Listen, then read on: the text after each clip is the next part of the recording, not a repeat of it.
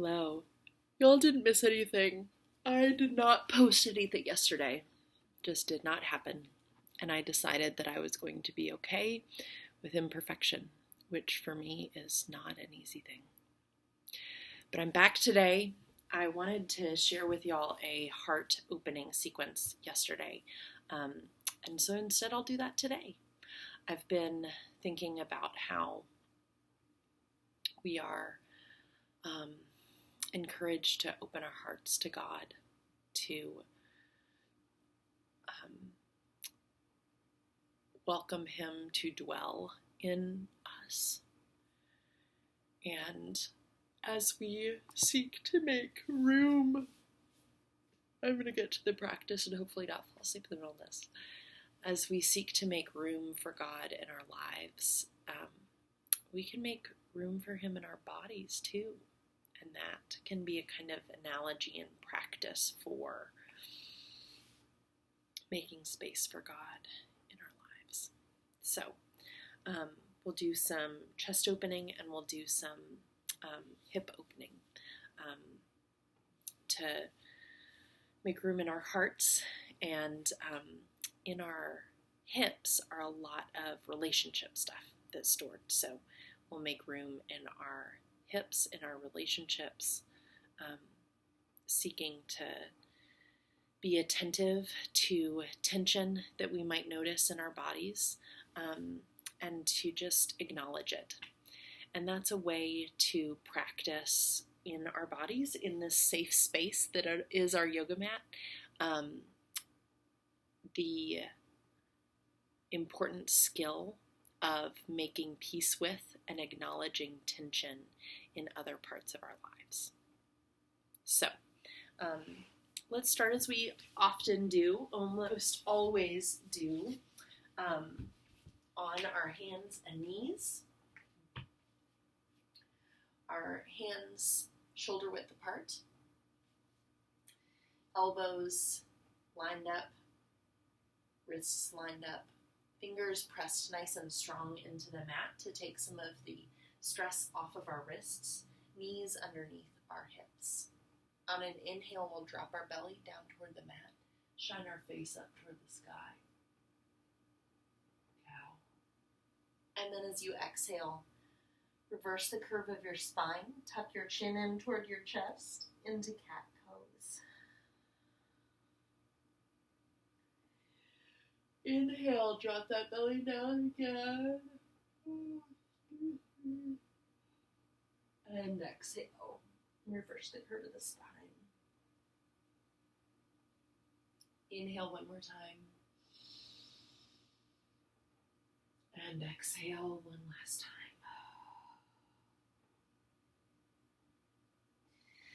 Good work. What we're going to do first is bringing some of that same kind of stretch that we were feeling in our spine down to our bodies. So place your hands, this is Sphinx Pose. Place your hands, I'm going to move this down a little bit more. You'll place your hands like the Sphinx, like this, right? Right angle here on the mat. Beautiful. And just start to let your chest sink down toward the mat. Any amount. Your shoulders holding steady, maybe kind of moving on to your back, letting your chest, your rib cage come through your upper arms. If you want to intensify that sensation a little bit more, you might even kind of grip with your hands and forearms and pull back, dragging your torso, your chest through. You might feel the muscles of your upper back lighting up. That's all right. It's a gentle way to open your chest and activates those muscles on our backs that are often just, slumped over a screen of some kind. If your lower back feels a little bit pinchy in this position, You might want to let your feet go a little bit wider apart. It might give your lower back a little bit more space. If you're looking for even more sensation, you can move into seal pose, starting to straighten those arms. Any amount, might be just a little bit. Bring your hands out to either side of the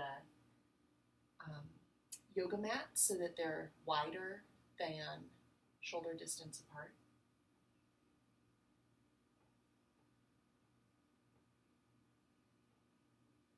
Breathe deeply.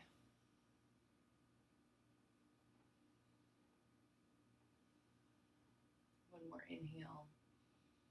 And exhale, release yourself down to the mat, all the way down to the floor, bringing your arms to either side in a T pose, kind of a capital T, arms out to the sides. Then bring your right hand up underneath your right shoulder. Start to roll onto your left side any amount.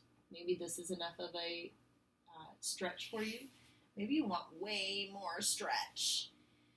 And you bring that right foot up to be a kickstand, really opening up your collarbone, your shoulder on the left side. Inhale and exhale here. We're going to do the same on the other side.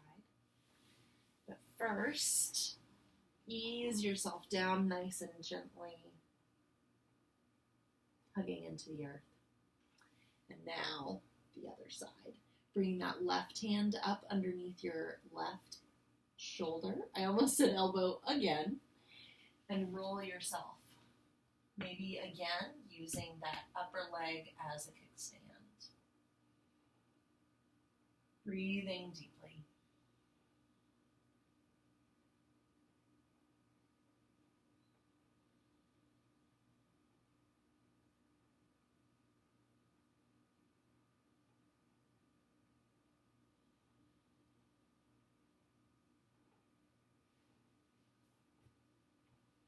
And then after your third exhale, release yourself back down to the mat one more time.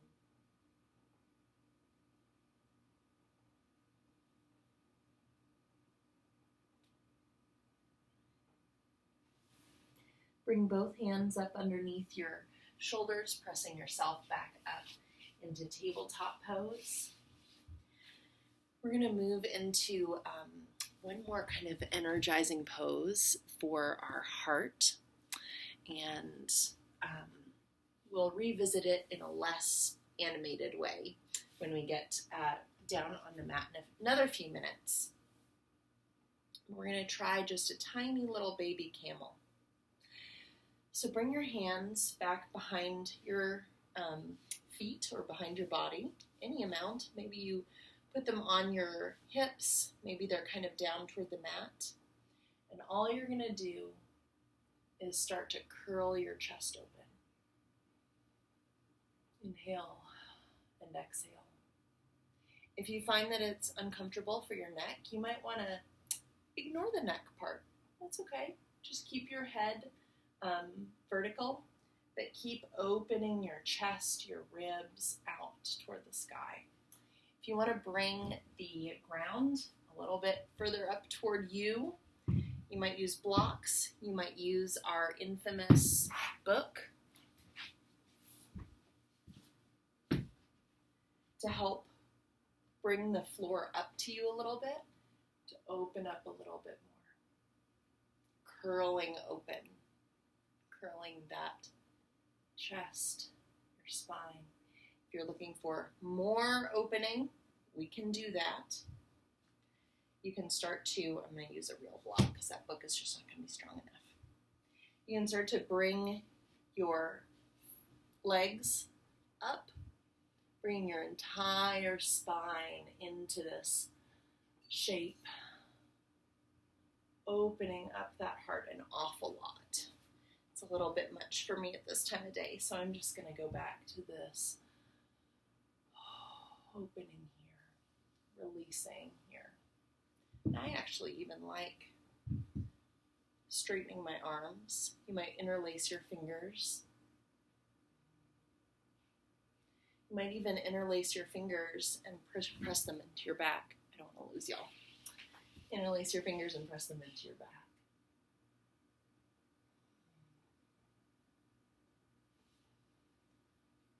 And coming back to center, we're going to go on down to the mat, opening up our hips a little bit too.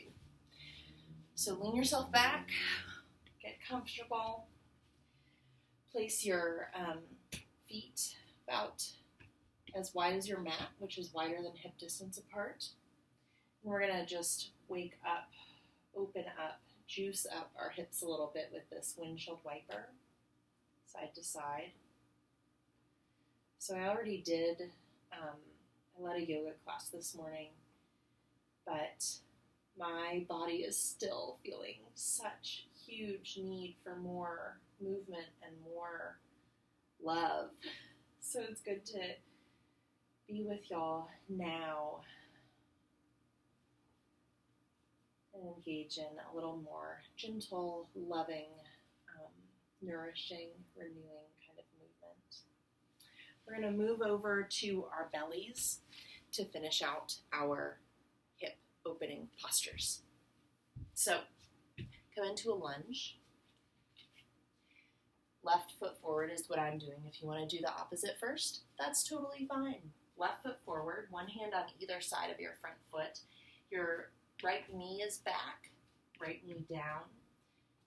Just place it such that you have a nice stretch, but that it isn't totally stressing you out. The other thing that's important is to have your knee over your ankle or behind your ankle. You do not want your knee super in front of your ankle. This is not good. Not a good thing. So just settle into this posture here. This is kind of the root posture, the trunk of our little sequence down here on the ground for our hips. So just find some steadiness here, stability between your front leg and your back. And then as you're ready, bring both hands to the inside of your front foot, maybe walking that front foot out a step or two, an inch or two to the side, feeling that stretch deepen into your hips. If you'd like to, you can even tip that knee out and bring your weight to the outer blade of your foot. Not all your weight, of course. You'll leave a lot on that back knee. But opening that hip and that leg and that knee brings the stretch into a different area of your hips. If you'd like to, you can explore a little bit of movement here, a little bit of rocking sensation.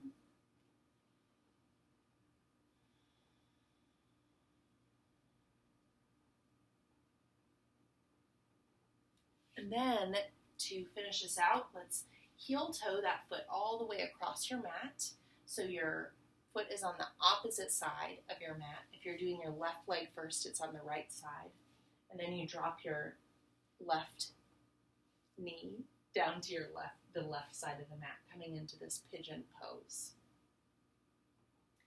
It might be that your hips are tight such that to have them more equal. Mine are not so equal right now. You might need a blanket or a block or this is actually going to be perfect, a book to just set underneath that hip to help bring it to parallel with your other hip, to keep a level of sensation, but not so much that you're like going crazy. So let's stay in this pose, this posture for a few breaths. Allow ourselves to rest in here. That right leg is still kind of straight back along the mat, of course, not holding it anywhere. You can even bring a little heart opener into this posture.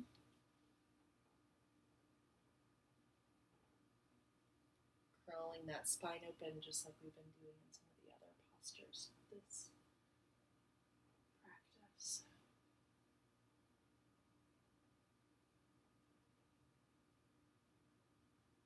Notice what you feel in your body where the breath is filling your body.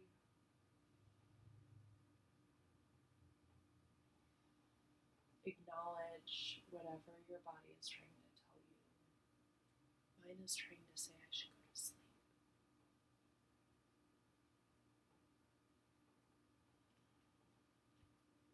And then as you feel ready, here's how we're going to come out of here. Bring that right knee up to your left ankle or left heel. Remove any of the props that you have. Maybe just sit here for a second.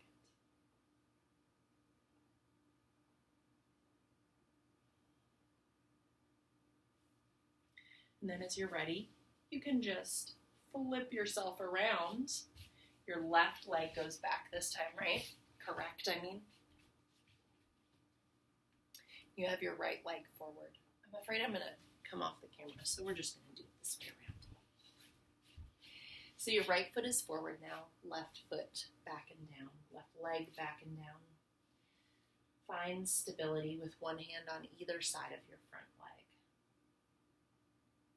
I'm feeling the stretch in the front of my left quad a lot more than I did on my right side. And then when you're ready, bring your hands both to the inside of your front foot. You might open that knee out to the side. And if you want even more sensation, you could bring yourself down on your elbows. I'm not looking for quite that much at this time, but I am going to rock my hips back and forth a little bit.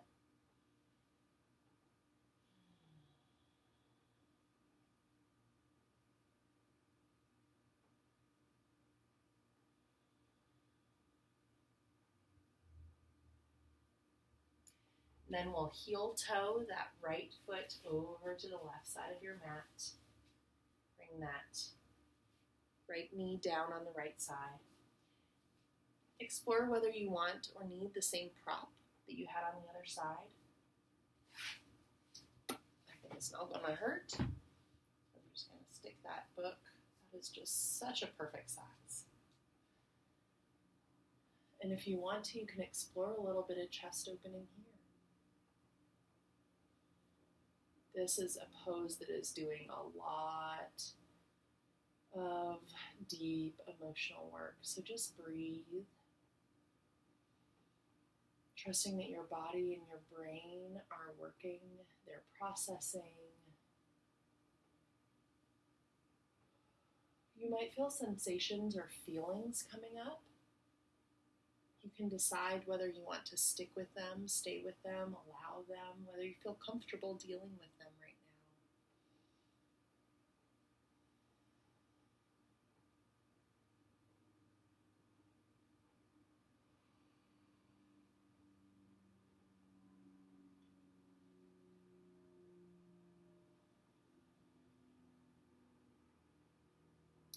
Let's take one more inhale. One more exhale. And release yourself the same way we did last time, bringing that left knee up and around. If you'd like to, we're going to do one last pose with your blanket rolled up, about a third of the way down your mat. We're going to place it right underneath our arms. Our arms will be out in a T like they were before. Yeah. And your feet can be flat along the mat, or they can be with your knees up toward the sky, bent. Whatever feels like the right posture to let yourself sink in.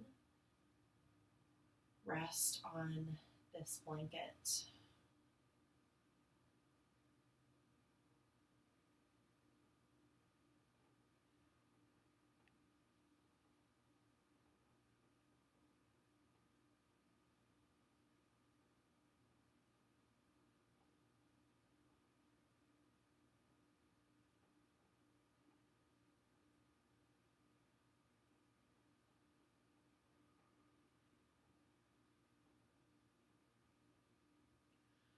a conversation today about the difference between, you can stay where you are, the difference between giving up and giving over. And I just wanted to share that as we close this evening, or whenever you're watching this. How giving up is a sort of way to abandon the cares or worries or concerns or whatever it is that you're giving up. And that abandonment can be freeing. It can also cause more weight and struggle and guilt and shame and difficulty in your emotions, in your sense of responsibility, in your functioning as a human. And so we wondered in this conversation that I had about whether giving over was a better way to think about or consider placing events or people or relationships or decisions or difficulties into God's hands. Whether giving over is a way of handing something off while still acknowledging the care, the concern, the responsibility one might have in future. As we give over to God, we might still have things that God wants us to do with those people or places or situations.